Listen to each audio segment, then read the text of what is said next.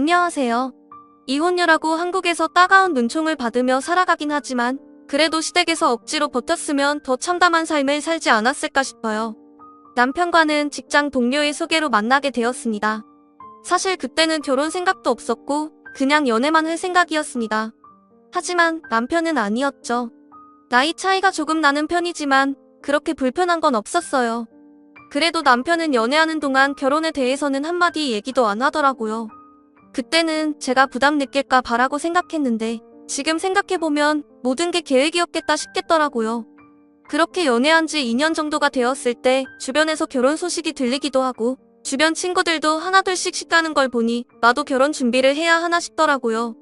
그때까지만 해도 남편은 저에게 항상 자상하고 화 한 번 안 냈기에 종종 이런 남자와 결혼하면 어떨까 하는 생각을 하게 되었습니다. 때마침 남편도 제 눈치를 읽은 건지 조심스럽게 결혼 얘기를 꺼내더라고요. 저랑 안 만나는 날이면 항상 헬스장 아니면 집이었고 친구들을 만나도 술을 안 했기에 항상 밥 먹고 커피 마시는 건전한 남자였습니다. 근데 살아보니 그게 전부는 아니더라고요. 시댁은 시부모님만 계셨고 시누이는 시집을 가셨어요. 제가 낯을 가리거나 사람 불편해하는 그런 성격은 아니지만 그렇다고 사람들한테 엄청 살갑고 그런 성격도 아니에요. 그래서 다른 분들처럼 결혼 전에 인사드리러 몇 번씩 가서 시간 보내고 그런 걸 잘하지는 못했습니다. 상견례 제외하면 결혼 전에 2번밖에 안 만나긴 했지만 시부모님은 좋은 분들 같아 보였습니다. 그때는 그랬죠. 집은 우리들이 모은 돈이랑 대출 끼고 사려고 했는데 친정에서 처음부터 대출 끼면 신혼 기분 안 난다면서 꽤 큰 금액을 지원해 주셨어요. 처음부터 이혼을 염두에 두는 사람은 없잖아요? 저희도 물론 그랬고요.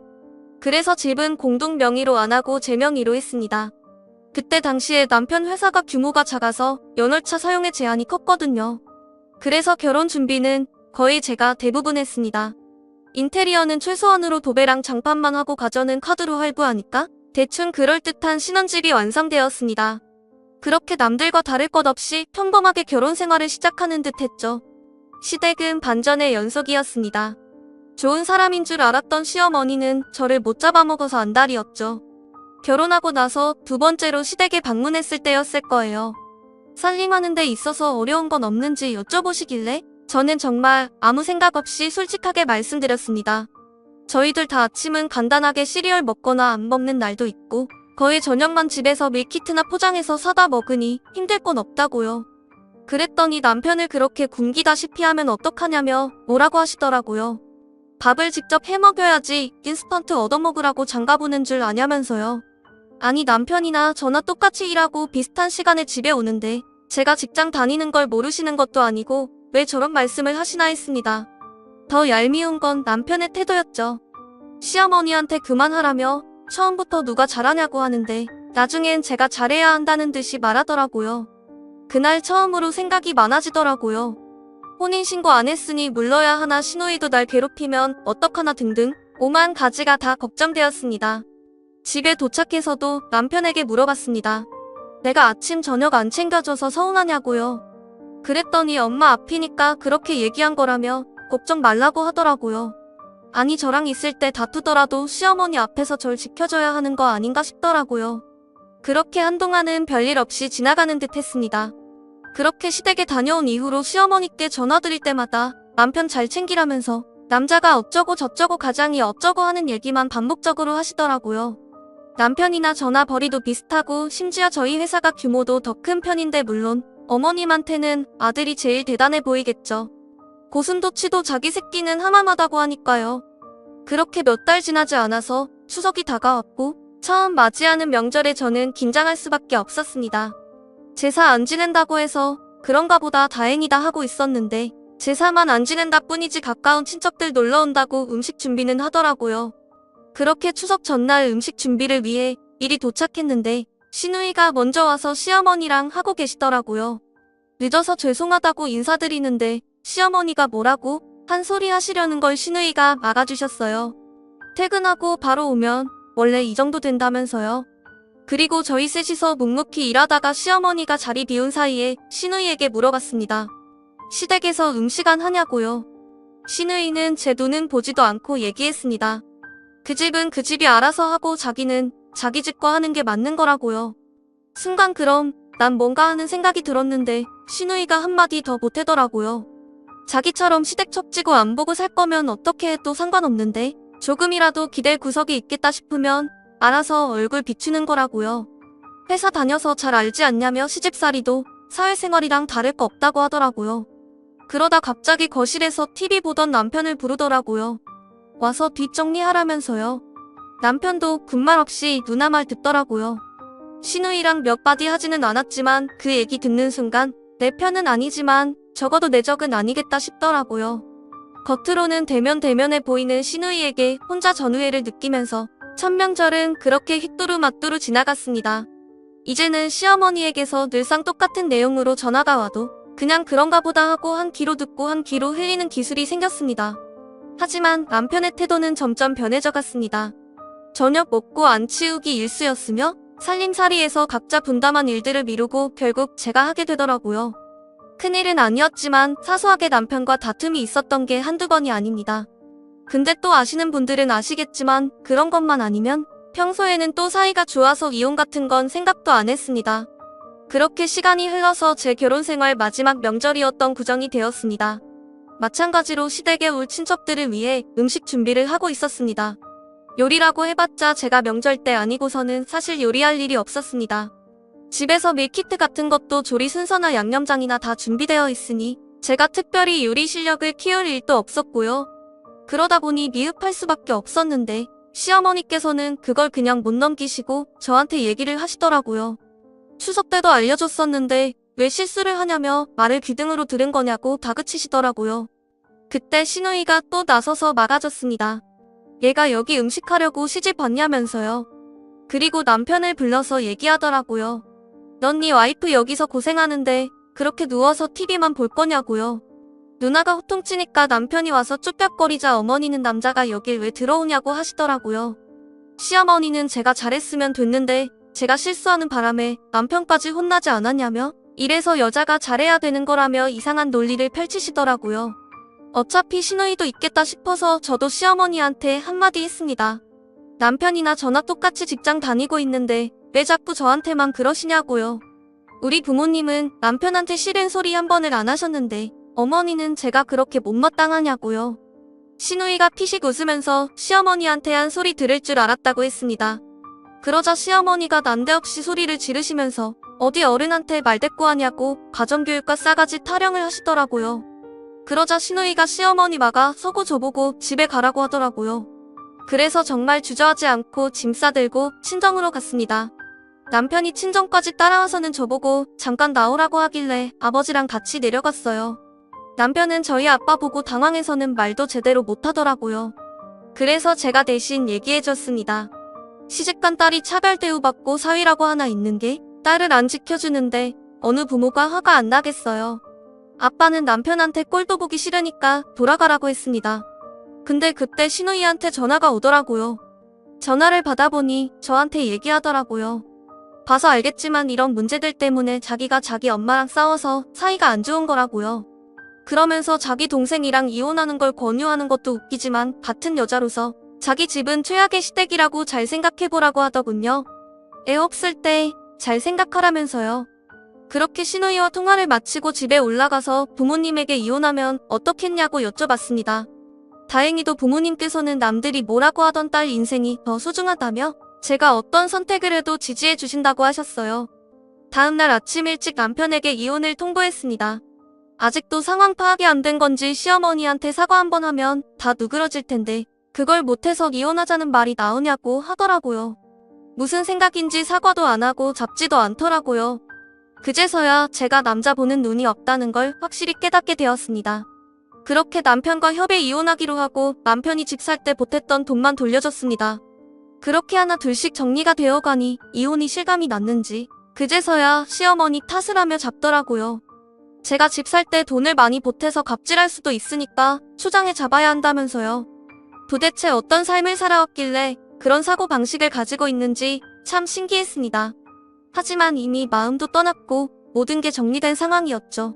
이렇게 1년도 못 채우고 이혼녀 타이틀 획득하나? 조금은 허탈하기도 하면서 인생 참 거지 같다는 생각이 들더라고요. 그렇게 남편이 떠난 작은 아파트에서 혼자 살고 있었습니다. 3개월쯤 지났는데 집값이 미친 듯이 오르더라고요. 도보로 15분 거리의 시에서 추진하는 쇼핑센터가 들어온다면서요. 뒤늦게 소식을 들은 남편은 그제서야 자기 몫을 더 내놓으라고 생대를 쓰는데 이미 협에 이혼된 후란 남편은 주장할 권리가 없었죠. 어찌나 꼬숩던지요. 몇 해 지난 지금은 3배가 넘게 올랐는데 10개월 가까운 시간 동안 시어머니에게서 고통받은 것에 대한 위자료라고 생각하고 있습니다. 이런 게 권선징악 아닐까요? 다음 사연입니다. 신랑이 하늘나라로 가버린 후 저희는 2009년 저는 40살에 신랑은 43살에 다니던 직장 손님 소개로 만날 날로부터 3개월로 결혼을 했습니다. 바로 임신이 되어 연년생 아들과 딸을 낳았죠. 딱 만나고 한 6개월 정도만 행복했던 것 같습니다. 일주일에 3번 나가는 회사를 다니면서도 매일 피곤하다고 하면서 동네 사람들과 어울려 술이나 마시고 가끔 1년에 한 번씩 노름으로 몇백만 원씩 잃고 오고 정말 술을 하루도 안 먹는 날이 없었으니 참 그래도 술 마시고 엄청 실수를 하거나 그러진 않았기에 참고 살았던 것도 있고 저 또한 성격이 만만치 않기에 서로 불만이 쌓여가면서 애들 보고 그렇게 살았던 것 같습니다. 딱 1년 전 간경화 말기 판정을 받았습니다. 복수가 차고 눈이 노랗게 황달이 되어서야 몸에 큰 이상이 온 걸 알고 병원에 갔더니 암이란 소견서를 써주더군요. 전 마사지라는 직업을 가지고 있습니다. 항상 저녁 9시 이후 퇴근해 연년생 2아이들을 항상 저의 차지였고 무엇 하나 양가 어른이나 신랑 도움 없이 케어를 하려니 숨이 턱까지 차오른 상황이었기에 신랑이 그렇게 심각해지는 걸 모르고 지낸 것 같습니다. 복수란 걸 몰랐기에 배가 더 나온 줄 알았고 맨날 술만 마시고 저녁 반찬을 준비해 놓아도 애들한테 주지도 않고 술 취해 자거나 데워 먹이는 건 아예 차려지도 않고 냉장고에서 바로 내어서 주는 것만 차려주는 신랑이 너무 미워 눈을 쳐다보고 얘기를 하지 않았기에 몰랐던 것 같습니다. 그래도 그때만 해도 지금부터라도 술만 끊으면 100살까지도 살 수 있을 거라 생각했습니다. 그런데 그때 딱 한 달 술을 끊으니 피검사상 정상 수치에 달하니깐 바로 8월 그날부터 술을 먹기 시작해 작년 11월 초에는 죽음의 문턱까지 갔다 왔네요. 서울대 간 이식팀 의사쌤 말로는 간이 너덜너덜하다고 바로 간 이식을 권했습니다. 신랑 남배분들 중 해줄 사람이 딱히 없고 해주겠다는 사람도 없어 어린 남매를 둔 제가 검사를 했고 1차 통과를 한 시점에 서울대 담당 소화기 뇌과 선생님이 수술 날짜를 좀 미뤄도 된다고 했습니다. 알코올성 간경화로 간 이식 후에도 또 술을 먹는 경우가 많아 얼마나 술을 끊는지 보고자 함이었던 듯 같습니다. 그렇게 6개월이 흘러 술을 잘 끊는 듯 하더니 어느 날 문득 서울부터 또 동네 친구를 만나 한 번 시작한 술이 계속 쭉 매일 마시기 시작하더라고요. 미웠습니다. 싫었습니다. 차라리 죽었으면 했습니다. 는 앞에서 안 보이면 내 삶이 덜 힘들 줄 알았습니다. 아이들이 성인이 될 때까지만 살아있어 달라고 빌어도 보고 화도 내보고 모진 소리로 닭달도 해보고 때려보기도 했습니다. 중독이라 그런지 아무 소용 없었습니다. 저희 아이들은 어릴 때부터 부모의 싸움으로 극도로 신경은 예민해져 가고 큰아이는 틱 증세로 심리치료까지 받은 상태인데 저 또한 변하지 않는 남편이 미워 참지 않고 화를 내며 신랑을 미워했습니다. 매일 아침에 출근을 하면서 친정 부모님께 전화로 울면서 내 삶이 너무 비참하고 억울하다고 하소연을 했습니다. 언제까지 토요일까지 쉬지도 못하고 일을 하고 집에 와서도 청소며 빨래, 반찬 만들기 애들 씻기고 공부 봐주기까지 끝도 없는 일에 파묻혀 살아야 하는지 억울하다고 울면서 출근하고 9시 넘어 뚜벅뚜벅 집에 오면 신랑은 술에 취해 자던지 안 자더라도 방에서 나와서 반겨주는 법 없이 그저 TV만 주구장창 보더군요. 말로는 모진 소리를 했지만 그래도 그 상황에 간이라도 떼어준다는 건 나밖에 없었고 매일 고기를 먹어야겠다는 신랑을 돈 벌어서 반찬 해주니도 나밖에 없었고 애들 남들만큼 키우기 위해 열심히 살아온 것도 저인데 신랑이 많이 아플 당시 교회 목사님이 아시게 되어 기도도 해주시고 하시면서 하는 말씀이 집사님과는 누가 공유하나요? 제가 해요. 그럼 두 분이 이식을 하면 아이들은 시댁에서 누가 케어를 해줄 수 있나요? 아니요. 해줄 분이 없어서 제가 돈을 벌어 아이 케어해줄 분을 구해야 놓아야 합니다. 아이고 그럼 수술로 생활비는 시댁에서 좀 도와주시나요? 아니요. 그럴 수 있는 분이 없어서 그건 역시 제가 돈을 벌어 이식 후 병원에서 저 케어해주실 분, 신랑 케어해주실 분을 준비해야 합니다. 6개월 정도의 생활비도 준비해야 하고요. 모든 짐을 혼자 지고 결정하고 해결하셔야 하니 집사님 무게가 엄청 나시네요. 이런 상황이었습니다. 작년 이맘때 신랑 간경화 말기 진단을 받고 일을 할 수가 없어 트럭을 팔아 저한테 4,500만 원을 가져다 주었습니다. 그때도 그 돈에서 200 정도는 노름으로 날리더라고요. 신랑이 일을 안 하고 제가 버는 것도 한계가 있다 보니 야금야금 돈을 줄고 막상 이식이 갑자기 진행될 수도 있어 저와 신랑 수술비에 의해 목사님과 나눈 대화 내용처럼 돈이 필요하기에 전 신랑을 보살피기보단 돈을 마련하는데 열심히 일하는 것이 방법이었습니다.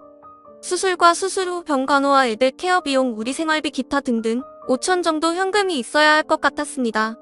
그리고 강경화란 게 어디가 막 아픈 게 아니고 그저 무기력하고 병원에서 주는 약 역시 복수 차지 말라고 소변약 모르사, 비콤씨 이런 걸 주니 투병이라기보다 잘 먹고 잘 쉬고 술만 끊으면 버틸 수 있는 병이었다고 저는 생각합니다. 알코올성 강경화라 그런지 우리 신랑은 자기 죽는 줄도 모르고 매일 술병을 숨겨가며 새벽이고 낮이고 가리지 않고 몰래 술을 마셔대더라고요. 일을 하고 들어와 잠을 자야 또 일을 할 수 있는데 새벽이면 매일 두세 번씩 들락거리며 편의점에서 술을 마시고 오는 듯 했습니다. 저도 처음엔 뺏어도 보고 달래도 보고 별짓 다 했지만 성인 어른을 어떻게 볼 수가 없다군요. 김병에 효자 없다고 처음 시작하는 단계인데도 전 지쳐 있었고 신랑한테 무신경해줬던 것 같습니다. 또다시 복수가 찬 듯하고 황달해. 그런데 지금 생각해보면 소변약을 먹어서 그런가 부종이 없어서 제가 잘 알아차리지 못했던 건지도 하늘 알아가기 전 며칠을 아팠습니다. 저는 감기 몸살인 줄 알았습니다. 매일 덥다고 문을 열어놓고 자니 몸살 기운에 열이 나고 몸이 아픈 줄 알았습니다. 아니, 감기였을 수도 있고요. 마지막 난리를 하는데 전화가 왔습니다. 전 손님 머리맡에서 마사지 중이었고 이어폰을 끼고 통화 중 아프다고 온몸이 아픈 대약국을 가려고 가다 눈이 안 보이고 어지러워 엎어져서 그냥 집에 왔다고 전 병원에 가고 싶다는 얘기인 줄 알고 우선 전화를 끊으라고 하고 손님을 보낸 뒤 어디 병원을 갈 거냐고 물었습니다. 집에서 가까운 의정부 성모병원을 갈 건지 지금 다니고 있는 서울대 병원을 갈 건지 물어보는데 병원은 안 가고 약을 좀 사다 달라는 소리에 화가 났습니다. 또 병원은 안 가고 나만 부려먹으려고 엎어졌다고 거짓말하는구나.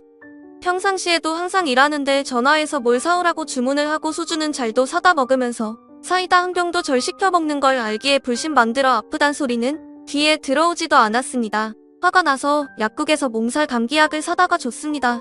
약도 잘 못 따는데 힐끔 쳐다만 보고 까주지도 않고 집을 나섰는데 언제 들어올 거냐고 물었습니다. 전 그 소리도 너무 싫었습니다. 매일 농팽이처럼 몇 시에 들어오냐고 물어보고 전 그게 싫어 물어보지 말라고 하면 애들 재울까 해서 물어본다고 해도 화만 내고 아마 신랑은 외로워서 그런 것 같습니다.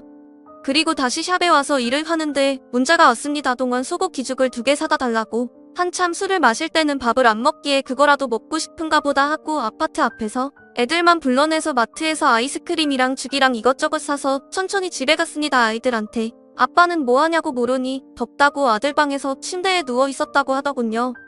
그리고 집에 가니 신랑이 식도 정맥류 파열로 저세상 사람이 되어 있더군요. 처음에 병원에서 강경환 말기 진단 받을 때부터 식도 정맥류 파열 죽는 경우가 많으니 입에서 피가 나오면 바로 큰 병원으로 가야 한다고 했지만 진짜 집에서 절이 될 줄은 상상도 못했습니다. 전 절이 술을 먹으니 아프다가 병원에서 투병하다 하니 간이식 받고 적어도 10년은 살겠지 절 더더 힘들게 하다가 죽겠거니 했지 하루아침에 저희 아이들을 아빠 없는 자식으로 만들 줄 꿈에도 상상도 못했습니다. 9살 아들이 해맑게 말합니다. 그래도 자기가 아빠 죽던 날 마지막으로 아빠 다리 아프다고 해서 다리를 주물러줬다고 8살 딸은 아쉬워합니다. 아빠가 오빠랑 9년을 살고 왜 자기랑은 8년을 살았냐고 시댁 식구들의 말도 안 되는 아픈 사람 방치 운운하는 소리를 들으며 화장장을 지키고 달랑 새 식구 힘겹게 한 달이 흘러갔습니다. 친정은 남동생은 자기들 살기도 바쁘고 멀고 친정 부모님은 아버지께서 파킨슨의 치매를 앓고 계셔 어머님이 저희까지 챙기실 여력이 안 되고 시댁 식구들은 신랑 죽은 걸 제 책임으로 돌리고 연락 한 번 없습니다. 알코올 중독자 남편은 술 못 먹게 지키고 있지 돈 번다고 나가서 늦게까지 일하고 해서 남편이 외로워서 더 술을 먹고 그래서 죽었다고요. 제가 돈을 안 벌면 돈 5천을 어찌 마련합니까? 형제들이 수술하라고 단 돈 100만 원도 보태줄 것도 아니고 내 자식 꼭 배우고 싶어하는 축구도 태권도도 피아노도 못하는데 시골에 땅이 조금 있습니다. 그게 땅이란 게 팔려야 돈이지 몇 년째 사기였다는 사람 한 명도 없고 내 나이 50이 다 되어가는데 애들 이제 1학년 2학년인데 아픈 아빠 뒷바라지로 홀라당 다 써버리면 저도 이제 마사지 하기엔 너무 힘이 들고 뭘 지키라는 건지 뭘 외롭게 했다는 건지 저도 외롭고 힘들고 결혼이란 걸 했는데 남편이란 사람은 항상 의지도 안 되고 친구들하고 술 먹고 놀러 다니는 것만 좋아하고 아이들 어렸을 때는 술 먹고 애들 태우고 운전하다 주차장에서 벽을 들이받고 난리 칠 정도로 자기 멋대로였고 신랑 살아있을 땐 술조정뱅이 동생을 맡겨놓고 미안하다 고맙다 하더니만 딱 신랑 하늘을 날아가니 바로 그날부터 세상에 둘도 없는 나쁜 년이라고 하는 참 이기적이고 염치도 없는 사람들 한 번이라도 제가 누나들한테 신랑이 외로워하니 와달라고 했을 때 자기 처지만 얘기하고 와 보지도 않고 땅 팔아 수술해야 한다는데도 땅값 깎아달라고만 하는 안 깎아준다고 서운하다고만 하더니 그게 땅이 사람 목숨값이고 우리 애들 미래였는데 만약 누나가 제 값에 땅이라도 사줬으면 빨리 수술이라도 해서 살았을 수 있건만 자기도 조금이라도 싸게 사고 싶어 땅 팔아 수술할 걸 알면서 우리랑 흥정이란 걸 하고 미루더니만 그런 사람이 앞장서서 날 나쁜 사람 만들고 연락 안 해도 좋습니다.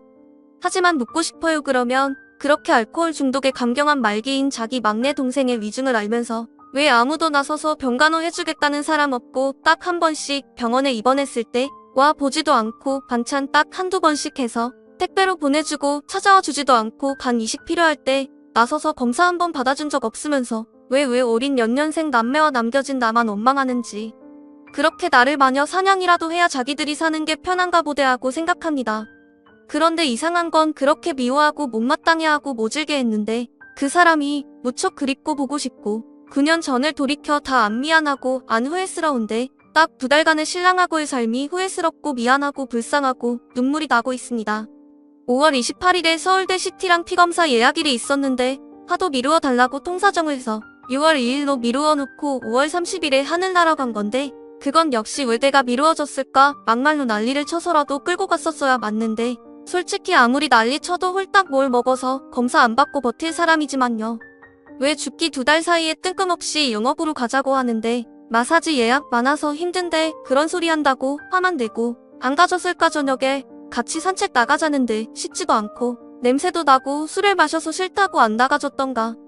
반찬만 하면 거지 마냥 뭘 해주나 기웃대는 거에 싫어서 왜 그리도 흘려봤을까지만 공곳에서 술병이 나오면 난리만 쳐댔지. 왜 그 사람 외로운 걸 공감을 하지 못했을까? 난 내 자식이 사랑스러워 죽을 생각도 못하는데 왜 자기 자식인데 아빠 없는 자식을 만들려고 인생을 포기할까 하고 중독을 이해하지 못했을까? 1에서 100까지 모두 후회가 하루에 수십 번씩 생각이 꼬리를 물고 있습니다. 아이들이 아빠가 보고 싶을 것 같아 가슴이 미어지고 앞으로 커가면서 아빠의 빈자리로 절망하는 일이 생길까봐 무섭습니다. 전 어른이기에 아무리 아파도 슬퍼도 이겨낼 수 있지만 제가 아무리 노력해도 채워주지 못할 아빠의 사랑과 자리를 생각하면 눈물이 멈추지 않습니다. 가정을 돌보지 않는 남편과 살다 보니 친구도 멀어지고 이런 슬픈 상황에서도 속 시원히 제 얘기를 나눌 사람이 없습니다. 상을 치르고도 바로 일을 하고 아빠가 살아있을 때랑 똑같은 일정으로 애들 혼란스럽지 않게 하려고 앞만 보고 달려오다 보니 지금이 더 슬픈 것 같습니다. 제가 그 사람을 사랑했었나 봅니다. 이렇게 아픈 걸 보니 내가 돈 벌어 내가 산다고 생각했는데 그 사람을 가장으로 의지했었나 봅니다. 빨리 시간이 갔으면 좋겠습니다. 신랑이가 있는 그곳에 가서 말하고 싶은 게 있습니다. 미안했었다고 보고 싶었다고 사랑했었다고요. 그리고 다짐합니다. 당신 자식들 최시성을 가진 당신 자식들 최선을 다해 훌륭히 부족한 것 없이 키우겠다고 다짐합니다. 저의 두서없는 긴 글 읽어주셔서 감사합니다.